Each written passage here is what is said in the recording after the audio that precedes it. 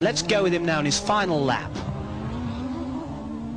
So I got going there on the last lap, and I was talking then to my engineer, Steve Nichols, how many laps to go, as I knew was one lap, but I wasn't sure, so I asked him. He confirmed me back on the radio at this point as we are looking now, and I asked again, is it really one lap? And he confirmed back, and I wasn't so sure if, I couldn't believe it was the last lap, in fact. And so after then from there on I just kept driving as careful as I could, and looking at everything that I could see, but quite cool in a way. I was really cool, not relaxed, very tense, but very cool, and I had the car all working well, everything was in perfect conditions.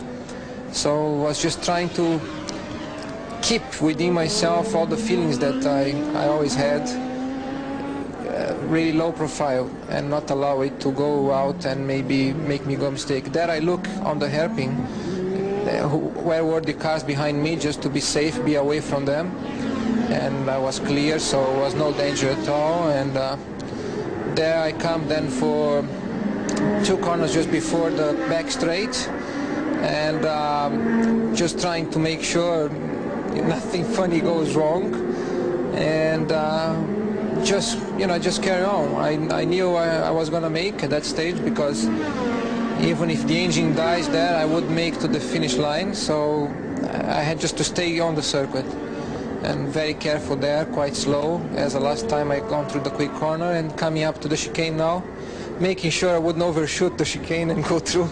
So like all the other laps over the curves, and then that was it. I knew it. So you can see I was just going for it, and all the feelings that I was talking before just gone out there, just in one go.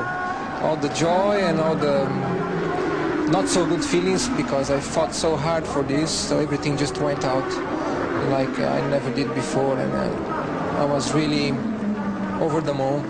And I was on the radio then there with Steven saying we did it, in some special English words, which I'm not going to say here, but we did it, and we got it, we got it. I can't believe, and I don't know what to say. It was just a marvelous feeling. A tremendous moment then for Ayrton Senna, as he savoured that feeling of a job perfectly accomplished, his 8th win of the year and the World Championship crown.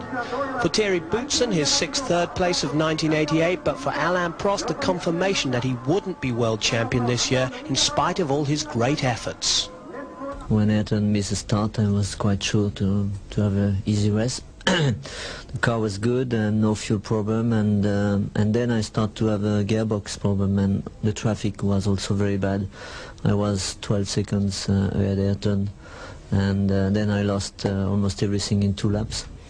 And then I catch another 3 cars, and I had a gearbox problem, exit of the chicane, and Ayrton could overtake me, and I kept my line, and it was very dangerous to try to stay in the middle of both cars. And I mean, that reflects the race and the whole season. I lost too much time when in traffic, and I was quite good. I mean, quite quick in the race. If I had no gearbox problem, it could have been possible, but the weather did not help me. Also, Ayrton in this condition is a little bit quicker, and I did not want to take risk at the end when this condition came back. And that's it. I mean, this have to be world champion, to win this race and to be world champion. So the championship had been settled in Japan. Honda were deliriously happy, and they too would celebrate long into the night.